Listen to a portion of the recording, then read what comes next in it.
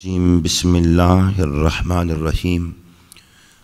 اللہ رب العالمین کی عطا کردہ توفیق، مہربانی اور خصوصی کرم سے آج الحمدللہ ہم 15واں پارہ پڑھ رہے ہیں۔ 15ویں پارے کی ابتدا ہوتی ہے سورہ بنی اسرائیل سے، اور اس سورت کا دوسرا نام سورہ الاسراء بھی ہے۔ الاسراء کا معنی ہے رات کو سیر کے لیے جانا، اور بنی اسرائیل کا مطلب ہے اسرائیل کی اولاد، یعنی حضرت یعقوب علیہ السلام کی جو اولاد ہے جسے ہم سنتے آ رہے ہیں۔ پہلی آیہ مبارکہ سے اللہ نے نبی پاک صلی اللہ تعالی علیہ وآلہ وبارک وسلم کے معراج شریف کو بیان فرمایا۔ سبحان الذی اسریٰ بعبدہ، پاک ہے وہ ذات جو اپنے بندہ خاص کو لے گیا رات کے کچھ حصے میں مسجد حرام سے مسجد اقصیٰ تک، وہ مسجد اقصیٰ جس کے اردا گرد ہم نے برکتیں رکھی ہوئی ہیں۔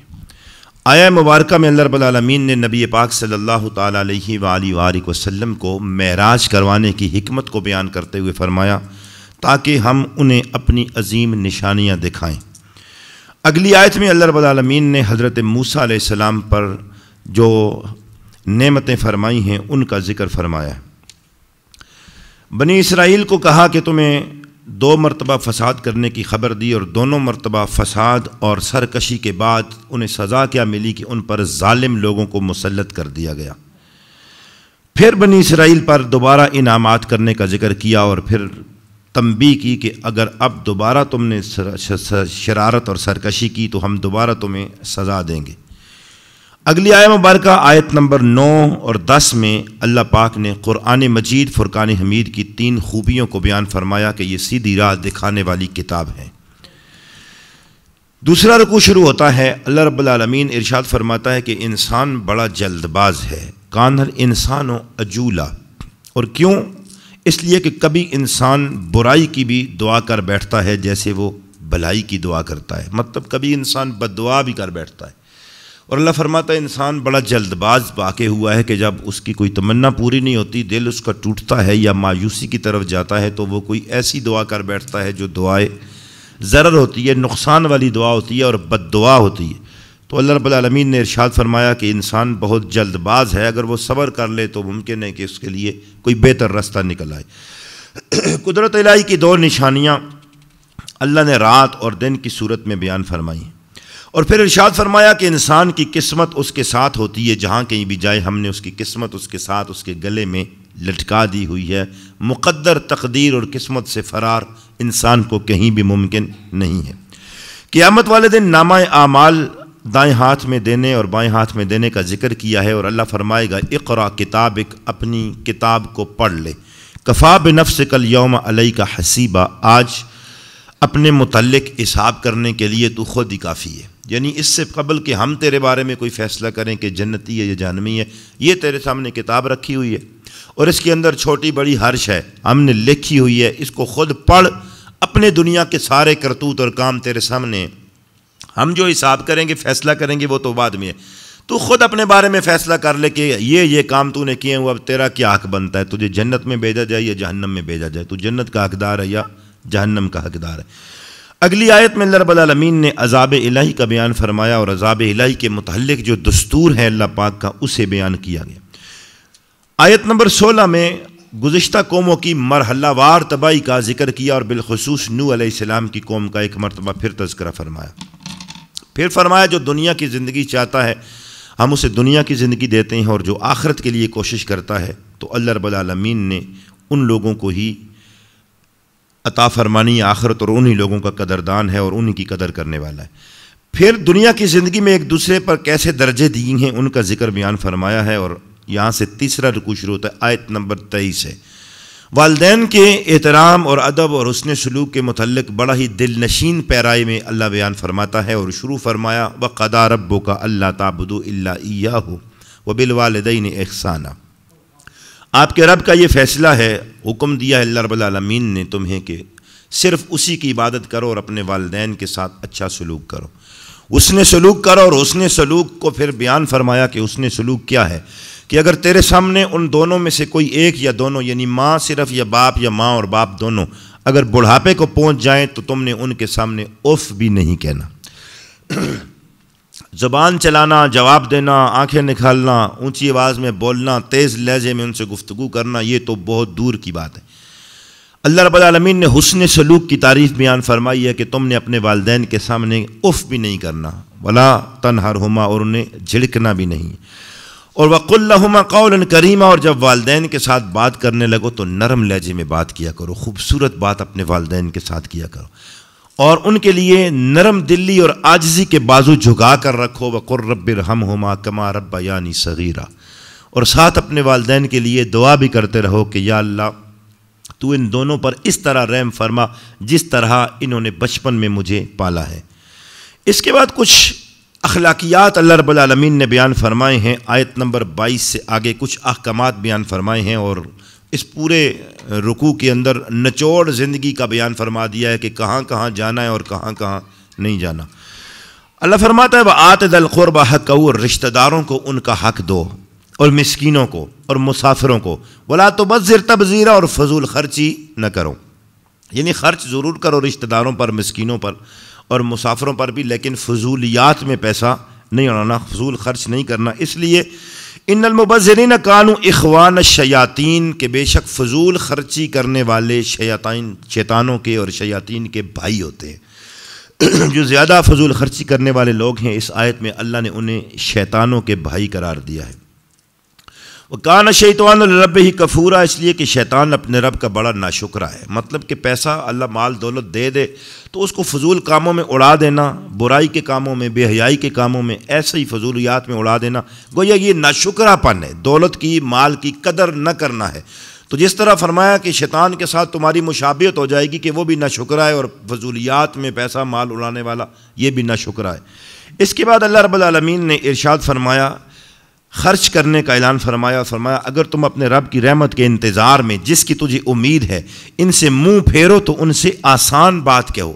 مطلب یہ ہے کہ خرچ تو کرو، لیکن جس وقت اگر تم سے کوئی ایسا بندہ سوال کرنے کے لیے آئے جب تمہارے پاس پیسے نہ ہوں، تو پھر اس کو برا بلا نہیں کہنا، مانگنے والے کو جھڑکنا نہیں ہے، بلکہ اس کے ساتھ بھی کوئی آسان سی بات کہہ دو کہ پھر آ جانا، معاف کر دو، یہ نرم لہجے میں مانگنے والے کو بھی تم نے جھڑکنا نہیں ہے۔ اور پھر اگلا اصول بھی بیان فرمایا کہ وَلَا تَجْعَلْ يَدَكَ مَغْلُولَةً إِلَىٰ عُنُقِكَ، اور ہر وقت اپنے ہاتھ اپنے گردن سے باندھے ہوئے نہ رکھ۔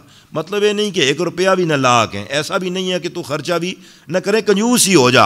اعتدال، رائے اعتدال سکھا رہا ہے اللہ رب العالمین، اور یہی اللہ کی بارگاہ میں پسندیدہ راہ ہے کہ رائے اعتدال ہو، نہ تو بالکل کنجوس ہو جاؤ کہ تمہارے ہاتھ ہی بندھے ہوئے، ہاتھ کھولے ہی نہ، اور نہ ایسا ہو جاؤ کہ وَلَا تَبْسُطْهَا كُلَّ الْبَسْطِ، اور اتنا بھی نہ ہو کہ سارے ہی کھول دے، اور اس طرح کے فَتَقْعُدَ مَلُومًا مَحْسُورًا، ایسا بھی نہیں ہونا چاہیے کہ ہاتھ باندھ کے بیٹھا رہے اور 1 روپیہ دیتے ہوئے تجھے موت پڑے، اور ایسا بھی نہیں ہونا چاہیے کہ سارا ہی اٹھا کے دے دے اور بعد میں پھر حسرت کے ساتھ بیٹھا رہے۔ جب ہوں تو سارا ہی دے دو اور پھر بعد میں خود مانگنے کے لائق ہو جاؤ، خود اپنے پاس بھی نہ ہو، پریشان ہو کر بیٹھ جاؤ، ایسا بھی نہیں ہے۔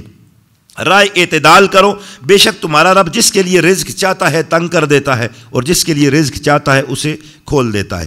اگلی آیت میں اللہ نے فرمایا کہ خبردار اپنی اولاد کو بھوک کی ڈر سے، غربت کے ڈر سے قتل نہ کرو۔ وَلَا تَقْتُلُوا أَوْلَادَكُمْ خَشْيَةَ إِمْلَاقٍ، جس طرح آج بھی کچھ پڑھے لکھے لوگ، اپنے آپ کو سمجھنے والے، یہ دلائل دیتے ہیں کہ آبادی بڑھ گئی تو وسائل کے مسائل ہو جائیں گے، خوراک کی قلت کا شکار ہو جائیں گے، رہائش کے معاملات ہو جائیں گے، تو اللہ فرماتا ہے نحن نرزقهم وإياكم، انہیں بھی رزق ہم دیں گے، تمہیں بھی ہم دیں گے۔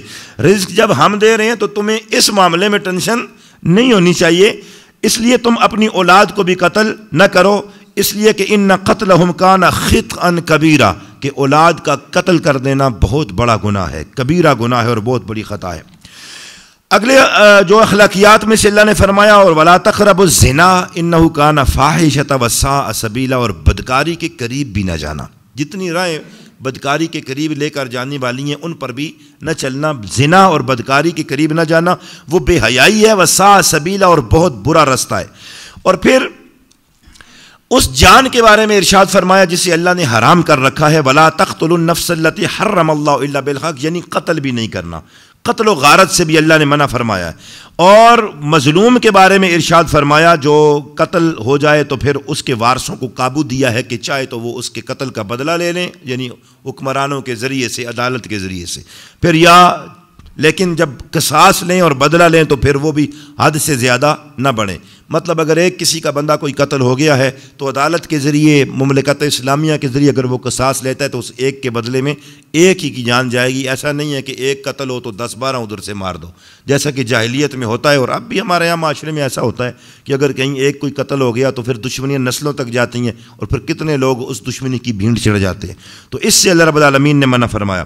آگے فرمایا خبردار یتیم کے مال کے پاس بھی نہ جانا، یعنی یتیموں کا مال کھانے سے اللہ نے منع فرمایا، اور فرمایا کہ تم اپنے عہد پورا کرو، ان العہد کان مسئولا، بے شک تم سے وعدوں کے بارے میں پوچھا جائے گا۔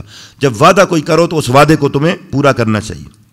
پھر فرمایا ناپ تول کرو تو پورا کیا کرو، ناپ تول میں کمی نہ کیا کرو، وازنوا بالقسطاس المستقیم، تولتے ہوئے ترازو بالکل سیدھا رکھا کرو، ذالک خیر و احسن تعبیرا، یہ بہتر ہے انجام کے حوالے سے۔ اور پھر آگے ارشاد فرمایا کہ اس بات کے پیچھے نہ پڑو جس کا تمہیں علم نہیں ہے، جس بات کا علم نہیں رکھتے ہو اس پر بحث و تکرار بھی نہ کرو، بالخصوص یہاں تو معاملات دنیاوی حوالے سے بھی ہیں لیکن بالخصوص دینی حوالے سے۔ آج بحث و تکرار کے وقت ہر بندہ کوئی نہ کوئی فتویٰ اپنے جیب میں تیار رکھتا ہی ہے، ذرا سی بات ہوئی ٹھگ سے فتویٰ ٹھوک دیا، چاہے اس کے بارے میں کوئی تحقیق ہے یا نہیں ہے۔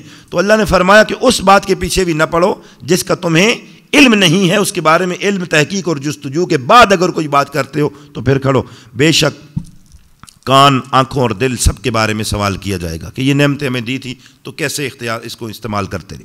اخلاقیات کے بعد میں اگلی بات اللہ رب العالمین نے فرمایا کہ وَلَا تَمْشِ فِي الْأَرْضِ مَرَاحًا، اور زمین پر اتراتے ہوئے نہ چلو، اکڑ کے نہ چلو زمین پر، تکبر اور مغروری سے بھی اللہ رب العالمین نے منع فرما دیا، اور فرمایا اِنَّكَ لَن تَخْرِقَ الْأَرْضَ وَلَن تَبْلُغَ الْجِبَالَ طُولًا، تم کس بات پہ آکڑتے ہو؟ کیا اللہ فرماتا ہے بتاؤ زمین کو پھاڑ دو گے یا پھر پہاڑوں کی بلندی سے اونچے ہو جاؤ گے؟ اگر تم زمین پر آکڑ کے چلتے ہو تو تم کیا کر سکتے ہو؟ زمین کو پھاڑ دو گے اور آسمان سے بلند ہو جاؤ گے؟ جب یہ کچھ نہیں کر سکتے ہو تو پھر اپنی حیثیت اور اوقات میں رہو اور زمین پر چلتے ہوئے اترا کر اور آکڑ کر نہ چلو، کہ عقل والی چال کو بھی اللہ رب العالمین پسند نہیں فرماتا۔ یہ ساری باتیں بیان کرنے کے بعد اللہ نے فرمایا کل ذالک کان سیئہ عند ربہ مکروہا، یہ تمام برے کاموں میں سے ہیں جو تیرے رب کی بارگاہ میں بہت سخت ناپسندیدہ ہیں۔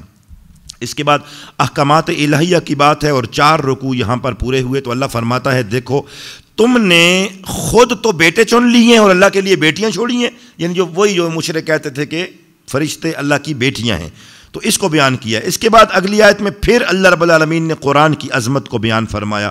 آیت نمبر 42 میں توحید کی ایک عام فہم دلیل کو پیش کیا اور یہ بیان فرمایا کہ دنیا میں ہر چیز اللہ رب العالمین کی پاکی اور حمد و ثنا بیان کرتی ہے، لیکن تم ان کی تسبیحات حمد و ثنا کو سمجھ نہیں سکتے ہو۔ پھر اس کے بعد اگلی آیت میں اللہ رب العالمین نے قرآن سمجھنے سے خالی کفار جو تھے ان کی قرآن فہمی سے جو محرومی تھی اس کو بیان فرمایا ہے۔ کفار مکہ کے 2 جرم ہیں، ان کو بیان کرنے کے بعد مرنے کے بعد جو دوبارہ زندہ ہونے پر کافروں کے اعتراضات تھے ان کو بیان کر کے ان کا جواب اللہ نے ارشاد فرمایا۔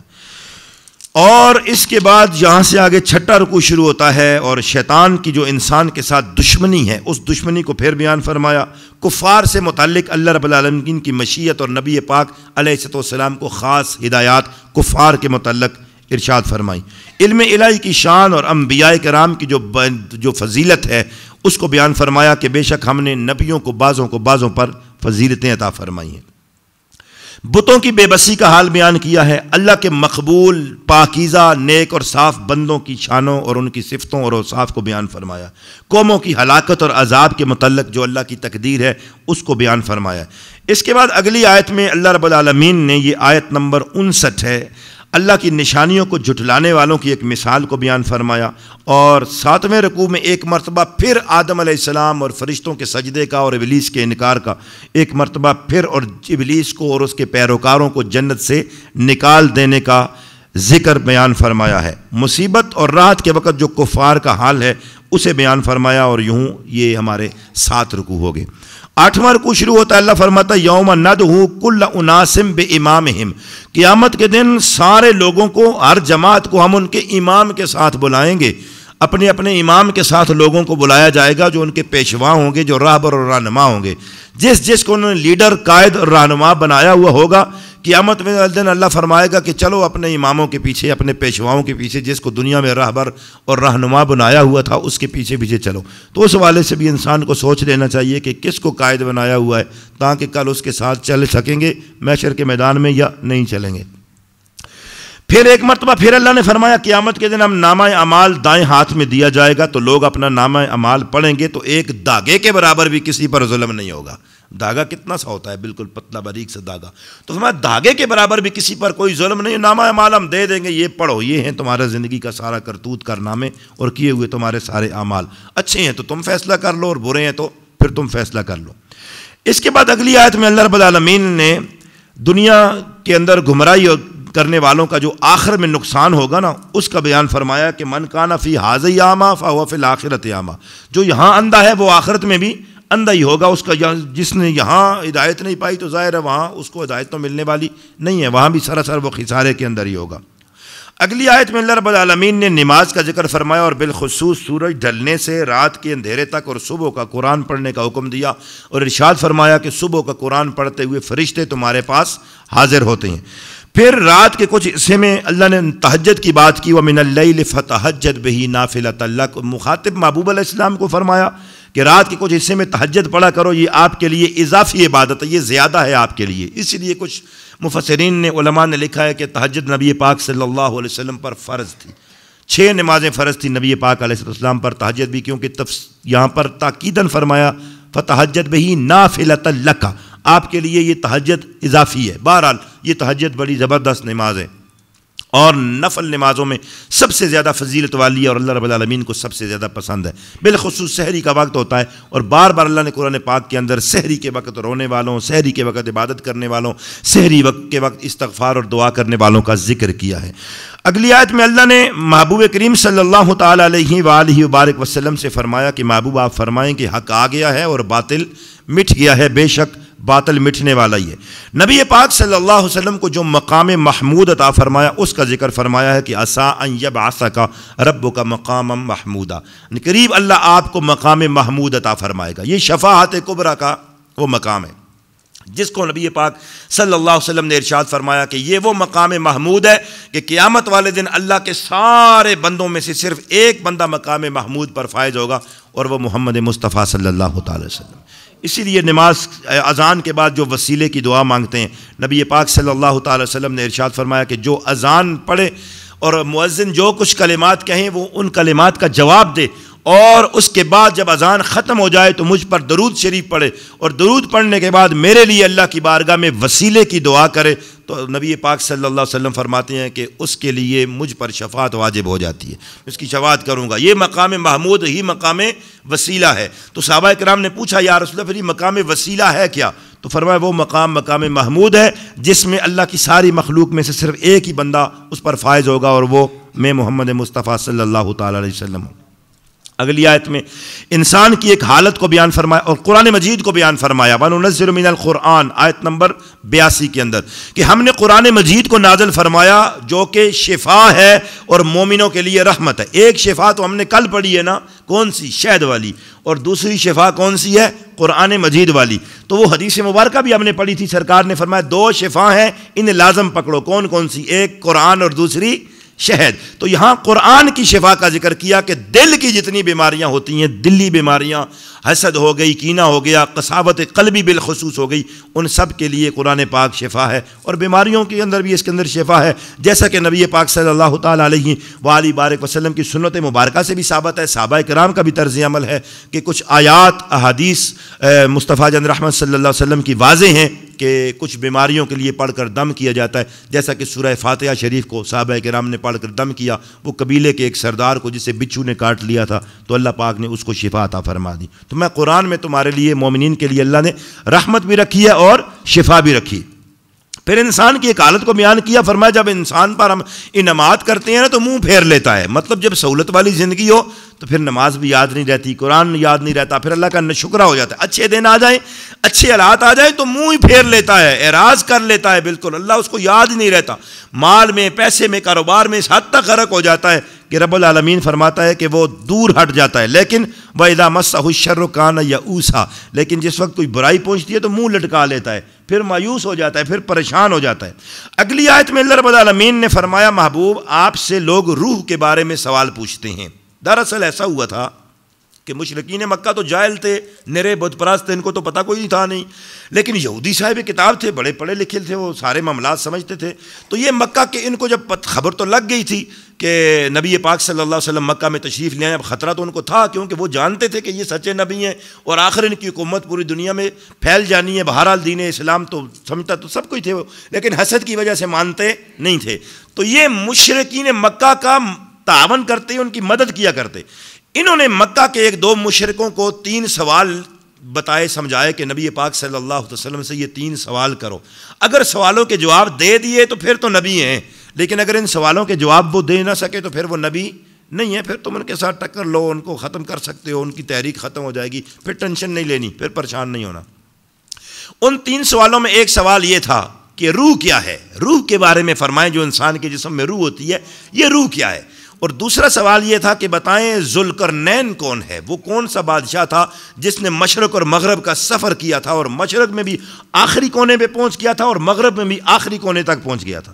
اور تیسرا سوال یہ تھا کہ وہ غار کے اندر جو نوجوان سو گئے تھے ان کا کیا قصہ ہے، وہ کیا واقعہ، غار والے نوجوانوں کا کیا واقعہ ہے۔ تو اس کے جواب میں یہ سوال آیا، جو سوال کیا تھا اس کے جواب کے اندر یہ آیت نازل ہوئی کہ محبوب آپ سے یہ روح کے بارے میں سوال پوچھتے ہیں۔ قُلِ الرُّوحُ مِنْ أَمْرِ رَبِّي، تو محبوب آپ فرما دیں کہ روح امر ربی ہے، روح میرے رب کا حکم ہے، اور اس پر تفصیلات اللہ رب العالمین نے کچھ بھی بیان نہیں فرمائی، شارٹ کٹ سا جواب دیا۔ دوسرے 2 سوالوں پر تفصیلاً جواب ہے، لیکن اس کا اتنا فرمایا کہ روح کیا ہے، تمہارے رب کا امر ہے، اور وما اوتیتم من العلم الا قلیلا، لیکن تمہیں اس روح کے بارے میں تھوڑا علم دیا گیا ہے۔ اس کے بعد اگلی آیت میں اللہ نے فرمایا پھر ایک دفعہ کہ قرآن پاک کی مثال لانا یہ ممکن ہی نہیں ہے، اور محبوب کریم علیہ السلام سے یہ اعلان کروایا کہ آپ یہ اعلان فرمائیں قُلْ لَئِنِ اجْتَمَعَتِ الْإِنسُ وَالْجِنُّ عَلَىٰ أَن يَأْتُوا بِمِثْلِ هَٰذَا الْقُرْآنِ لَا يَأْتُونَ بِمِثْلِهِ وَلَوْ كَانَ بَعْضُهُمْ لِبَعْضٍ ظَهِيرًا۔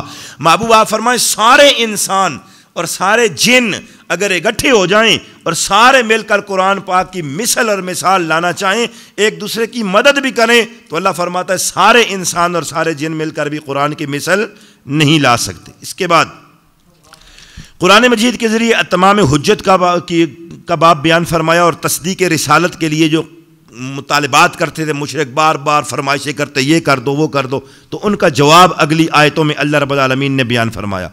11واں رکوع شروع ہوتا ہے، اس کے بعد اللہ رب العالمین نے فرمایا کہ نبی پاک صلی اللہ تعالیٰ علیہ وآلہ بارک وسلم کی شان بیان فرمائی، اور کافروں کا یہ خیال تھا کہ ہمارے پاس ایک انسان کو نبی کیوں بھیجا ہے، فرشتہ کیوں نہیں آیا، اگر اللہ نے کسی کو نبی بھیجنا تھا تو فرشتہ ہی آ جاتا۔ تو اللہ نے فرمایا محبوب آپ فرمائے اگر زمین پر فرشتے ہوتے تو پھر ہم فرشتہ نبی بھیجتے، لیکن چونکہ زمین پر انسان رہتے تھے تو ہم نے اس جنس میں سے بھیجا تاکہ اس کی جانب مائل ہو، ان کے معاملات پڑھ کے سمجھا کے ان کے درمیان رہے، وہاں کھائے پیے معاملات سارے کرے تاکہ ان کو پتہ چلے کہ اس جنس کے ساتھ مانوس بھی ہوں۔ زمین پر بشر تھے، انسان تھے، تو ہم نے انسانوں کو نبی بنایا، اگر فرشتے ہوتے تو تب ہم فرشتوں کو نبی بنا کر دنیا کے اندر بھیجتے۔ کفار کی سزا کا جو اسباب ہیں ان اسباب کو اللہ رب العالمین نے بیان فرمایا، آخرت کے منکروں کو یہاں پر جواب عطا فرمایا، کفار کی جو کنجوسی کا حال تھا اگلی آیت میں اس کو بیان فرما کے 12واں رکوع شروع ہوتا ہے آیت نمبر 101 میں ایک مرتبہ پھر حضرت موسیٰ علیہ السلام کے معجزات کا ذکر فرمایا، اور فرعون کا جو کلام تھا حضرت موسیٰ علیہ السلام کے ساتھ اس کا ذکر فرمایا، اور اگلی آیات کے اندر ایک مرتبہ پھر فرعون کے غرق کیے جانے کا ذکر کیا ہے، اور اس کے ساتھ ساتھ نبی پاک صلی اللہ علیہ وسلم پر جو اعتراض تھا اور اللہ رب العالمین کے نام رحمان پر جو اعتراض تھا مشرکین کا اس کا ذکر فرمایا ہے، اور نماز میں قرات کا حکم ارشاد فرما کے آخری آیت میں 111 نمبر آیت ہے سورہ بنی اسرائیل کی، اور یہاں پر 12 رکوع پورے ہو گئے، اللہ رب العالمین نے اپنی عظمت اور شان کا ذکر فرمایا۔ آگے سورہ الکہف شروع ہو رہی ہے، مکی صورت ہے، 110 نمبر آیت، اس کے اندر 110 آیات کی تعداد ہے۔ کہف عربی میں غار کو کہتے ہیں، چونکہ اس میں وہ غار اور اصحاب کہف کا اور غار والوں کا واقعہ بیان فرمایا ہے، اس لیے اس سورت کا نام سورہ کہف ہے۔ نبی پاک صلی اللہ علیہ وسلم نے ارشاد فرمایا سورہ کہف کی 10 آیتیں جسے یاد ہوں وہ دجال کے فتنے سے محفوظ رکھا جائے گا اور محفوظ ہوگا۔ دجال کا فتنہ بہت بڑا ہوگا، حضور علیہ السلام نے بہت ڈرایا صحابہ کرام کو اس سے اور متنبہ فرمایا بار بار۔ پھر سورہ کہف کے بارے میں آقا کریم علیہ السلام کی حدیث مبارکہ ہے کہ جو شخص جمعے والے دن سورہ کہف کی تلاوت کرے تو اگلے جمعے تک وہ نور کے درمیان رہتا ہے، پورا ہفتہ اسے اللہ کی بارگاہ سے نور ملتا ہے، حدیث مبارکہ میں مفہوم ہے۔ آیت شروع ہوتی ہے قرآن مجید فرقان حمید کی اوصاف اور قرآن مجید کے مقاصد کو اللہ پاک نے بیان فرمایا ہے اور حضور علیہ السلام کو تسلی دی ہے کہ محبوب اگر وہ اس بات پر ایمان نہ لائیں تو ہو سکتا ہے کہ تم ان کے پیچھے غم کے مارے اپنی جان ہی ختم کر دو۔ کمال درجے کا نبی پاک صلی اللہ علیہ وسلم کا اس بارے میں حرص کا جو معاملہ تھا کہ یہ مسلمان ہو جائیں، چاہت تھی۔ اس سے زیادہ الفاظ مجھے قرآن پاک کے اندر اور کہیں نہیں ملے کہ نبی پاک علیہ السلام کو کتنی چاہت تھی کہ لوگ کلمہ پڑھ کے مسلمان ہو جائیں، اور جب وہ کلمہ نہیں پڑھتے تھے، ایمان قبول نہیں کرتے تھے تو حضور علیہ السلام کو کتنا دکھ ہوتا، نبی پاک کتنے رنجیدہ ہوتے۔ یہ آیہ مبارکہ بیان کرتی ہے اس منظر کو کہ محبوب آپ کہیں جان ہی نہ دے دے اپنی اس غم میں کہ یہ کلمہ پڑھ کر مسلمان نہیں ہوتے۔ اس کے بعد اللہ رب العالمین ارشاد فرماتا ہے کیا تمہیں معلوم ہے کہ پہاڑی غار میں اور جنگل کے کنارے والے ہماری نشانیوں میں سے ایک عجیب نشانی تھی۔ اب یہ وہ سوال تھا کہ بتائیں وہ غار والے جوانوں کا کیا قصہ ہے۔ دقیانوس بادشاہ کا دور تھا حضرت عیسیٰ علیہ السلام کے بعد۔ دقیانوس بادشاہ مسلط ہو گیا، بڑا ظالم تھا اور تھا بھی مشرک۔ اس نے لوگوں پر ظلم کے پہاڑ توڑے اور زبردستی لوگوں کا ایمان جو ہے وہ چھین لیتا اور ان کا مذہب تبدیل کر کے ان کو شرک پر برائیوں پر لگاتا تھا۔ تو بہت سخت مسئلہ ہو گیا۔ تو یہ کچھ لوگ تھے نوجوان جن کی تعداد قرآن پاک نے ذکر نہیں کی، کچھ مفسرین نے کہا یہ 7 تھے، بعض نے کہا یہ 8 تھے۔ بہرحال چونکہ تعداد مقصد نہیں تھی اس لیے نام بھی ذکر نہیں کیا اور تعداد بھی ذکر نہیں کی۔ بعد میں علماء نے، مفسرین نے، محدثین نے ان کے نام بھی لکھے ہوئے اور ان کے ناموں کی بہت ساری برکتوں کو بھی بیان کیا اور فضائل بھی بیان کیے ہیں۔ لیکن یہ کوئی 6-7 نوجوان تھے، انہوں نے کہا کہ چلو کسی علاقے دوسرے میں چلے جاتے ہیں تاکہ ہم اپنے ایمان کو بچا سکیں۔ لوگوں کو ایمان بچانے کی بھی فکر ہوتی اور ہونی چاہیے، اپنے ایمان کی سب سے بڑا خزانہ یہی ہے، پیسے خزانے بچانے کی نہیں، ایمان بچانے کی فکر لاکھ ہوئی کہ چلو اس علاقے سے نکل جاتے ہیں، یہ بادشاہ ہے، دوسرے علاقے میں چلے جاتے ہیں۔ تھوڑا سا آگے گئے تو ایک بکریاں چرانے والا چرواہ راستے میں کھڑا تھا، تو اس نے کہا کہاں جا رہے ہو؟ اس نے کہا جی ہم تو اس طرح اپنا ہجرت کر کے جا رہے ہیں، علاقہ چھوڑ کر جا رہے ہیں بادشاہ سے تاکہ ہمارا ایمان بچے۔ اس نے کہا پھر بکریاں شکریاں اتھے ہی رہیاں، میں بھی تمہارے ساتھ جاؤں گا۔ وہ بھی ان کے ساتھ چل پڑا، لیکن مسئلہ یہ تھا کہ اس کی بکریاں تو ادھر ہی رہ گئیں، لیکن بکریاں چرانے والا ساتھ اس کی حفاظت کے لیے کتا رکھا ہوا تھا، وہ بھی ساتھ ہی چل پڑا۔ یہ نوجوان تھے، انہوں نے کہا کہ یار ہم تو جا رہے ہیں لیکن یہ کتے کو ساتھ کدھر لے کے جا رہے ہو؟ یہ تو ہمیں پکڑا دے گا، یہ کتا ہے، بھونکے گا، شور مچائے گا، تو ہم تو چھپ چھپا کے جا رہے ہیں، ہجرت کر کے جا رہے ہیں بادشاہ سے، تو پکڑے نہ جائیں، تو اس کتے کو واپس لوٹاؤ۔ جب وہ کتے کو واپس کرنے لگے تو اس کتے نے اللہ کی بارگاہ میں فریاد کی کہ مجھے ذرا قوت گویائی دی تاکہ میں ان کے ساتھ بات کر سکوں۔ قوت گویائی دی تو اس کتے نے کہا تم بے فکر ہو جاؤ، میں نے بھونکنا نہیں ہے، شور نہیں بچانا، بس میں تمہارے ساتھ رہنا چاہتا ہوں، میں تم سے جدا نہیں ہوگا۔ یہ چلے پڑے دونوں ساتھ، کتا بھی چرواہ بھی، ان نوجوانوں کے جو کہ پیچھے سے ہجرت کرنے کے لیے آئے تھے۔ یہ چلے، راستے میں کیا ہوا کہ انہوں نے دیکھا ایک غار ہے، صبح کے وقت، رات کو سفر کیا انہوں نے تو صبح کے وقت انہوں نے کہا کہ یہ غار ہے، یہاں پر لیٹ جاتے ہیں، آرام کرتے ہیں، اور جس وقت پھر اندھیرا چھائے گا تو رات کو یہاں سے نکل کر پھر چلے جائیں گے۔ یہ جیسے ہی لیٹے غار کے اندر تو اللہ رب العالمین نے انہیں وہاں ان پر نیند طاری کر دی اور یہ سو گئے۔ بہت عرصہ یہ سوئے رہے، یہاں تک کہ قرآن مجید فرماتا ہے کہ ان کو وہاں سوئے ہوئے 309 سال گزر گئے۔ کتنے؟ 309 سال یہاں ان کو سوئے ہوئے گزر گئے۔ جس وقت وہ جاگے وہاں سے تو انہوں نے آپس میں ایک دوسرے سے پوچھا کہ قال قائل منہم کم لبثتم قالوا لبثنا یوما او بعض یوم۔ جس ہم جاگے نا تو عصر کے وقت کا قریب تھا، تو انہوں نے کہا یار کتنی ایک دیر سوتے ہیں پتہ نہیں۔ تو ایک کہنے لگا میرا خیال ہے پوری دیہاڑی سوئے ہیں، دوسرے نے کہا نہیں تھوڑا دیہاڑی سے کم سوئے ہیں کیونکہ سورج ابھی غروب تو نہیں ہوا۔ 309 سال کا عرصہ گزر گیا۔ اللہ رب العالمین فرماتا ہے آپ دیکھتے ہو کہ ہم غار کے اندر ہی ان کی کروٹیں بھی بدلتے رہے ہیں اور سورج کی دھوپ بھی نہیں لگنے دی۔ اللہ رب العالمین فرماتا ہے تم دیکھو گے سورج کو کہ جب نکلتا ہے تو ان کے غار سے دائیں جانب مائل ہو کر نکلتا ہے اور جب غروب ہوتا ہے تو بائیں جانب کترا جاتا ہے۔ 309 سال تک یہ سوئے رہے اور اللہ ان کی کروٹیں بھی بدلتا رہا. جس وقت 309 سال کے بعد یہ جاگے تو ظاہر عصر کا وقت تھا, انہیں بھوک لگی ہوئی تھی, ان کے پاس پیسے بھی تھے, تو انہوں نے اپنے ایک ساتھی کو پیسے دیے اور کہا کہ یہ پیسے لو اور جاؤ بازار کے اندر اور جا کر دیکھو کہ کون سا اچھا سا کھانا ہے, کوئی جو زیادہ پاکیزہ اور صاف ستھرا کھانا ہو وہ کھانا لے کر آؤ. یعنی اس وقت بھی جب بھوک سخت لگی ہوئی ہے لیکن کھانے کے بارے میں یہ فکر ضرور ہے کہ ناپاک شے نہیں لانا, ازکا طعام جو زیادہ پاکیزہ کھانا ہو وہ کھانا لے کر آنا. اور ولیتلطف, اور جا کے نا لوگوں سے نرمی سے کام لینا, وہاں کسی کے ساتھ لڑائی جھگڑا نہیں کرنا, کیونکہ ہمارا جو مقصد ہے وہ فیل نہ ہو جائے, ہم پکڑے نہ جائیں. اس کو پیسے دیے کہ جاؤ تم ہوٹل سے کھانا لے کر آؤ. جس وقت یہ شخص آیا پیسہ لے کر ہوٹل پر کھانا کھانے کے لیے, اس نے روٹیاں سالن شالن لیا, پیک کروایا, اور پیسے دینے کی باری ہے. جب اس کو پیسے نکال کے دیے تو وہ تندور والا کہنے لگا یار کیوں مذاق کرتے ہو. مطلب کیا ہے کہ 300 سال پہلے والے پیسے نکال کے دیے جو اب ختم ہی ہو گئے تھے. نے کہا یہ تو بہت پرانے پیسے ہیں, یہ تمہیں کہاں سے ملے ہیں, یہ تو دقیانوس بادشاہ کے دور کے پیسے ہیں. اب اس کو تو نہیں پتا نا کہ حالات کیا ہو چکے ہوئے, 309 سال گزر گئے. اس نے کہا اچھا لگتا ہے تمہیں کوئی پرانا خزانہ کوئی مل گیا ہے, کہیں سے کوئی دفن کیا ہوا خزانہ تمہیں ملا ہے, بتاؤ کہاں سے خزانہ ملا ہے, سچی سچی بات بتاؤ. اس نے کہا کون سا خزانہ, کیا کہہ رہے ہو, ہم تو صبح یہاں سے نکلے ہیں, یہ دقیانوس بادشاہ. اس نے کہا کون سا دقیانوس بادشاہ, تو پاگل تو نہیں ہو, دقیانوس بادشاہ تو 309 سال ہو گئے گزر گئے دنیا سے, تمہیں کیا ہو گئے. تو ایک سے دوسرا, دوسرے تیسرا, تیسرے چوتھا, وہاں پورا مجمع لگ گیا, سپاہی جمع ہو گئے. بادشاہ اس وقت بیدروس بادشاہ آ گیا تھا. اس ساروں نے کہا یہ کیا مسئلہ ہے. تو جب سارے معاملات کھلے تو انہوں نے کہا کہ چلو ہمارے ساتھ. اب آگے آگے وہ, تو پیچھے پیچھے سارا شہر, سپاہی بھی بادشاہ بھی سارے اس کے ساتھ. اللہ اکبر. اللہ رب العالمین نے ارشاد فرمایا کہ جس وقت وہ وہاں پر پہنچا اور غار کے باہر سے انہیں یہ آواز آئی تو انہوں نے کہا یار لگتا ہے پکڑا گیا ہے بندہ. گیا تھا تو سپاہیوں نے, ہو سکتا ہے کہ دقیانوس بادشاہ کے سپاہیوں نے اس کو پکڑ لیا, کیونکہ شور کی آواز, یہ کلا موڑ کے نہیں آیا, نالتے پیچھے فوج بھی ہے, تو گرفتار ہو جائیں گے. جس وقت یہ سارے آئے تو انہوں نے دیکھا کہ وہ لوگ اسی طرح سارے بیٹھے ہوئے ہیں. حقیقت معاملہ اس طرح ہوا تھا کہ عقائد بگڑتے بگڑتے لوگوں کے یہ عقیدے بھی بگڑ گئے تھے کہ انہیں مرنے کے بعد دوبارہ زندگی پر کوئی یقین ہی نہیں تھا. تو بیدروس بادشاہ نے ایک دن اللہ کی بارگاہ میں رو رو کرنا رات کو دعا کی کہ یا اللہ کوئی ایسا معجزہ کر دے, کوئی ایسی کرامت ہو جائے, کوئی ایسا سبب بنا دے تاکہ ان لوگوں کو مرنے کے بعد دوبارہ زندہ ہو جانے پر یقین ہو جائے کہ مرنے کے بعد دوبارہ زندگی بھی ہو سکتی ہے. تو اس کے نتیجے میں اللہ رب العالمین نے یہ کر کے دکھا دیا کہ یہ دیکھو 309 سال کے بعد ہم نے ان کو دوبارہ زندہ کر کے تمہارے سامنے کھڑا کر دیا.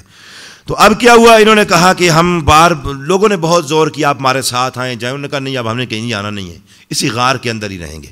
پھر وہ دوبارہ غار کے اندر جا کر لیٹ کے اللہ نے ان پر دوبارہ موت طاری کر دی, وہ وہیں پر فوت ہو گئی. تو اللہ رب العالمین نے فرمایا کہ وہ لوگ کہنے لگے کہ ان کی جو غار ہے نا اس پر کوئی عمارت بنا دو, چونکہ وہ صالحین تھے, نیک لوگ تھے. تو غار کے اندر وہ جا کر فوت ہو گئے, تو غار کے آگے دیوار لگا دی گئی.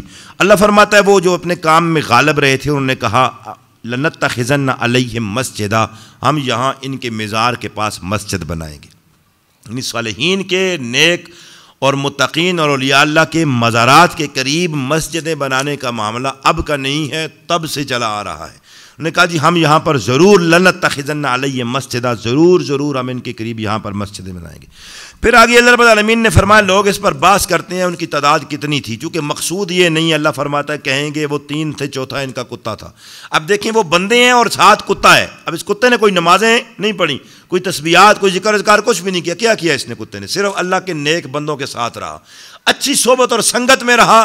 حضرت امام غزالی اور دیگر ہمارے علماء نے لکھا ہے کہ کل قیامت کے دن جہاں یہ اصحاب کہف جنت میں جائیں گے وہاں ان کے ساتھ یہ کتا بھی جنت میں جائے گا. آگے اللہ کی کرم اور مہربانی ہے, اس کو وہ انسانی شکل میں بھیجے یا کیسی صورت میں بھیجے, لیکن اس کتے نے بھی جنت میں جانا ہے. اب جب بھی قیامت تک کے لیے قرآن پڑھا جاتا رہے گا تو اس کے ساتھ ساتھ جہاں اللہ کے ولیوں کا ذکر ہوگا وہاں اس کتے کا بھی ذکر ہوگا.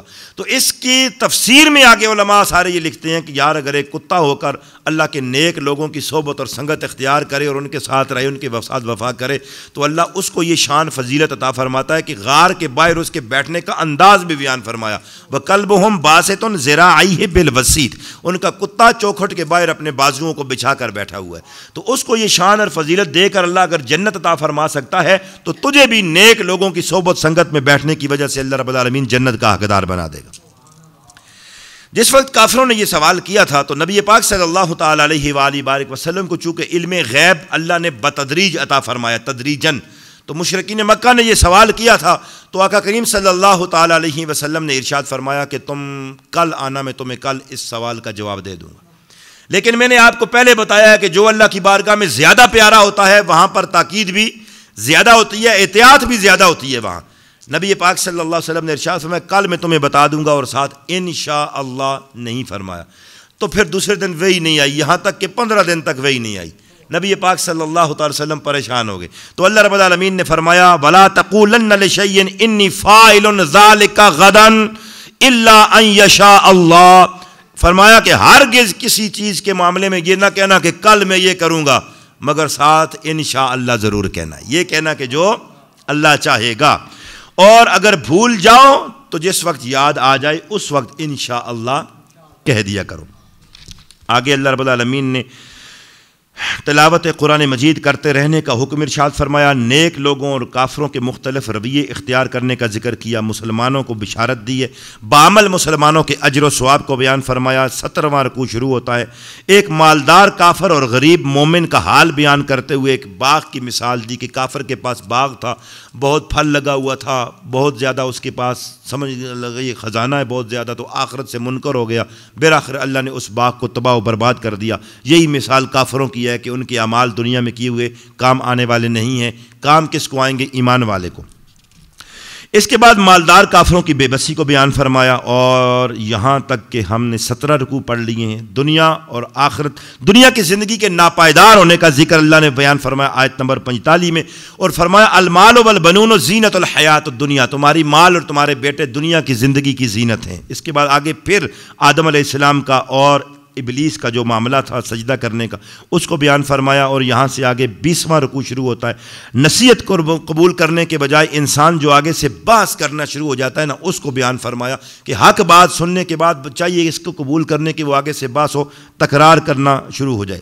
اس کے بعد اگلی آیات میں اللہ رب العالمین نے سیدنا حضرت موسیٰ علیہ السلام اور حضرت خضر علیہ السلام کے واقعے کو بیان فرمایا، اور یہ آخری رکوع ہے۔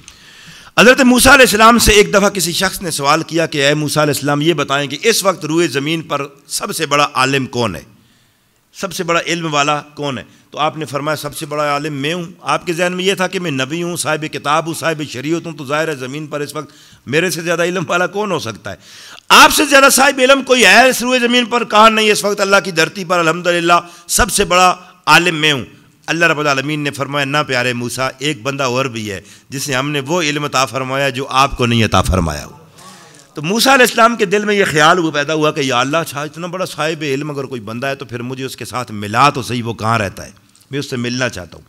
اللہ نے فرمایا وہ فلاں علاقے میں رہتا ہے جہاں پر 2 دریا آپس میں اکٹھے ملتے ہیں۔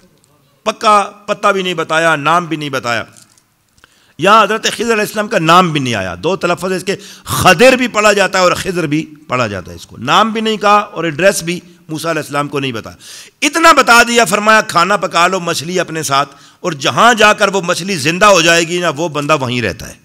حضرت موسیٰ علیہ السلام نے کھانا پکایا، مچھلی کو پکا کے مون کے ساتھ رکھا، اور اپنے غلام خاص حضرت یوشع بن نون علیہ السلام کو ساتھ لیا، جو بعد میں ان کے جان نشین بھی بن گئے۔ انہیں ساتھ لیا اور کہا چلو ہم نے اس بندے سے ملنا ہے جسے اللہ نے علم عطا فرمایا ہے۔ صاحبان علم سے ملنے کی جستجو کرنا یہ نبیوں کا بھی طریقہ ہے۔ اگر کسی کو اللہ نے علم دیا ہو تو اس کے پاس بیٹھنا، اس کی سنگت اور صحبت اختیار کرنا، یہ حضرت موسیٰ علیہ السلام کی بھی چاہت رہی ہے۔ یہ چلے جس وقت تو آپ نے فرمایا کہ نشانی اس کو بتا دی، فرمایا یہ مچھلی ہے، جس وقت جہاں کہیں زندہ ہونی ہو نا تو وہاں اس بندے کے ساتھ ہماری ملاقات ہی وہ وہاں ہوگا۔ ایک چلتے چلتے چلتے ایک جگہ پر پہنچے تو حضرت موسیٰ علیہ السلام نے یوشع بن نون سے کہا کہ تھک کے ہیں، تھوڑا آرام کر لیں، یہاں پر لیٹتے ہیں۔ وہ لیٹے، تھوڑی دیر وہاں پر لیٹ کر جاگے تو آگے چل پڑے۔ تھوڑا سا جب آگے گئے تو حضرت موسیٰ علیہ السلام نے فرمایا بھوک لگی ہے، وہ کھانا تو نکالو کھائیں، جو کھانا ساتھ پکا کے مچھلی لائے تھے وہ نکالو کھائیں اس کو۔ تو حضرت یوشع بن نون نے کہا او ہو، مجھے تو یاد ہی نہیں رہا، وہ تو جدھر آپ سوئے ہوئے تھے نا وہ مچھلی تو وہاں زندہ ہو گئی تھی، وہ زندہ ہو کے اس نے چھلانگ لگائی، وہ تو سمندر کے اندر چلی گئی تھی، اور سرنگ بناتے ہوئے بڑے عجیب طریقے سے وہ سمندر کے اندر غائب ہو گئی۔ حضرت موسیٰ علیہ السلام نے فرمایا اچھا اللہ کے بندے، وہی تو جگہ تھی جہاں پر ہم نے جانا تھا، اور اسی جگہ تو ملاقات ہونی تھی، وہ نشانی تھی اس بندے کی جہاں مچھلی نے زندہ ہونا تھا۔ چلو پھر واپس پلٹ کر جب وہاں پر پہنچے تو فرتد علی آثارہما قصصا، اپنے قدموں کے نشان دیکھتے ہوئے واپس لوٹ رہے۔ جس وقت وہاں پہنچے تو اللہ فرماتا ہے فَوَجَدَا عَبْدًا مِّنْ عِبَادِنَا آتَيْنَاهُ رَحْمَةً مِّنْ عِنْدِنَا وَعَلَّمْنَاهُ مِن لَّدُنَّا عِلْمًا. وہاں انہوں نے ایک بندے کو پایا جو ہمارے خاص بندوں میں سے ایک بندہ تھا، جسے ہم نے اپنی بارگاہ سے رحمت بھی دی ہوئی تھی اور اپنی جانب سے علم لدنی بھی عطا فرمایا تھا. علم لدنی کیا ہوتا ہے؟ جو مدرسوں میں پڑھنے سے نہیں ملتا بلکہ اللہ رب العالمین دل کے اندر ڈال دیتا ہے. اور انبیاء کو اور اولیاء کو اللہ رب العالمین علم لدنی عطا فرماتا ہے. حضرت خضر علیہ السلام کو بھی علم لدنی عطا فرمایا ہوا تھا. وہاں آ کے دیکھا ایک بندہ چادر اوڑھ کر سویا ہوا ہے. آپ نے آ کر سلام کیا، السلام علیکم. تو چادر اوڑھے اوڑھے اس نے جواب دیا وعلیکم السلام یا موسیٰ کلیم اللہ. پہلی ملاقات تھی، نام بھی اس نے لے کر جواب دیا. تو آپ نے فرمایا کہ تمہیں میرا نام کس نے بتایا؟ کہا جس نے تمہیں یہاں میرے پاس بھیجا ہے اسی نے مجھے تمہارا نام بھی بتا دیا ہے اور آنے کی اطلاع بھی دے دی ہے کہ تم آنے والے ہو. جس وقت وہ پہنچے تو موسیٰ علیہ السلام نے حضرت خضر علیہ السلام سے ملاقات ہوئی، باتیں ہوئی. تو موسیٰ علیہ السلام نے کہا کہ میں تمہارے ساتھ رہنا چاہتا ہوں، اتبعو کا میں تمہارے ساتھ کچھ دن رہ لوں. تو حضرت خضر علیہ السلام نے فرمایا رہ لو لیکن تم میرے ساتھ صبر نہیں کر سکو گے. جو کام میں کروں گا ہو سکتا ہے تم اس پر صبر نہ کر پاؤ. تو موسیٰ علیہ السلام نے فرمایا انشاءاللہ صابرا، میں اللہ نے چاہا تو انشاءاللہ تمہارے ساتھ صبر کروں گا. انہوں نے کہا کہ اچھا چلو ٹھیک ہے، فَإِنِ اتَّبَعْتَنِي فَلَا تَسْأَلْنِي عَنْ شَيْءٍ، میرے ساتھ رہو گے تو مجھ سے سوال کوئی نہ کرنا. جو کچھ میں کروں گا یہاں تک کہ میں خود تمہیں بتا دوں تو وہ الگ بات ہے، لیکن جو کام بھی میں کروں گا وہ تم نے مجھ سے سوال نہیں کرنے. تو آپ نے فرمایا ٹھیک ہے کوئی بات نہیں، میں تم سے سوال نہیں کروں گا. اللہ فرماتا ہے فَانْطَلَقَا، دونوں چل پڑے. یہاں تک کہ سفر کرنے کے لیے وہ کشتی پر سوار ہوئے. اور جس وقت وہ کشتی میں سوار ہوئے تو حضرت خضر علیہ السلام نے مکہ مار کے کشتی کا تختہ اکھیڑ دیا. ان کشتی والوں نے کرایہ بھی نہیں لیا، آؤ بگت بھی اچھے طریقے سے بٹھایا سب کچھ، لیکن آپ نے ایک ہی مکہ مارا اور کشتی کا ایک تختہ اکھاڑ دیا. جس وقت وہ کشتی کا تختہ آپ نے ہمیں خواہ اکھیڑ دیا تو حضرت موسیٰ علیہ السلام نے ان سے سوال کیا کہ آپ نے اس لیے اس کو چیر دیا کہ تاکہ یہ ڈوب جائیں؟ قال اخرقتها لتغرق صبرا، آپ نے اس کشتی کو ہمیں خام خواہ کیوں اس کا تختہ اکھیڑ دیا؟ جنہوں نے ہمارے ساتھ اچھا کام کیا، بلائی بھی انہوں نے کی ہے، تو آپ نے کیوں اس تختی کو اکھیڑ دیا ہے؟ تو حضرت خضر علیہ السلام نے فرمایا دیکھو میں نے تمہیں کہا نہیں تھا کہ میرے ساتھ تم صبر نہیں کر سکو گے اور مجھ سے سوال نہیں کرنا، تم نے مجھ سے سوال کیا ہے لہٰذا اب تم میرے ساتھ آگے چل نہیں سکتے ہو. تو انہوں نے کہا موسیٰ علیہ السلام نے کہ مجھ سے بھول ہو گئی ہے اور میری بھول پر میرا مواخذہ نہ کرو اور مجھے ابھی مشکل میں نہ ڈالو. انہوں نے کہا جی بس یاد نہیں رہا، مجھے بول گیا ہوں، اب چلو آگے، اب کوئی سوال تم سے نہیں کروں گا. فانطلقا، اللہ فرماتا ہے پھر آگے دونوں چل پڑے. حتی اذا لقیا غلاما فقتلہ، آگے دونوں جا رہے ہیں، حضرت موسیٰ علیہ السلام بھی، خضر علیہ السلام بھی اور یوشع بن نون بھی ان کے ساتھ. ایک بستی میں گزر ہوا، دیکھا کہ وہاں کچھ لڑکے کھیل رہے ہیں، ایسے نوجوان سے لڑکے. ان نوجوان لڑکوں میں سے ایک لڑکے کو حضرت خضر علیہ السلام نے اپنے پاس بلایا اور پکڑ کر اس کی گردن مروڑ کے اس کو قتل ہی کر دیا. کوئی وجہ نہیں ہوئی، ایویں بلا کے اس کی گردن مروڑی اور اس کو مار ہی ڈالا، قتل ہی ڈالا. جب اس کو قتل کیا نا تو موسیٰ علیہ السلام نے فرمایا کیا تمہیں جان کے بدلے کے بغیر ایک جان کو، پاکیزہ جان کو قتل کر دیا ہے؟ لقد جئت شیئا نکرا، آپ نے یہ ایک ناپسندیدہ کام کیا ہے، یہ سے ایک بچے کو قتل کر دیا آپ نے پکڑ کر. تو یہاں پر ہمارے 15 سپارے پورے ہو گئے. انشاءاللہ العزیز آگے کل 16واں سپارہ ہے، یہ واقعہ آگے 16ویں پارے میں ختم ہوگا انشاءاللہ العزیز. کل اس کو پڑھیں گے. اللہ پاک عمل کی توفیق عطا فرمائے.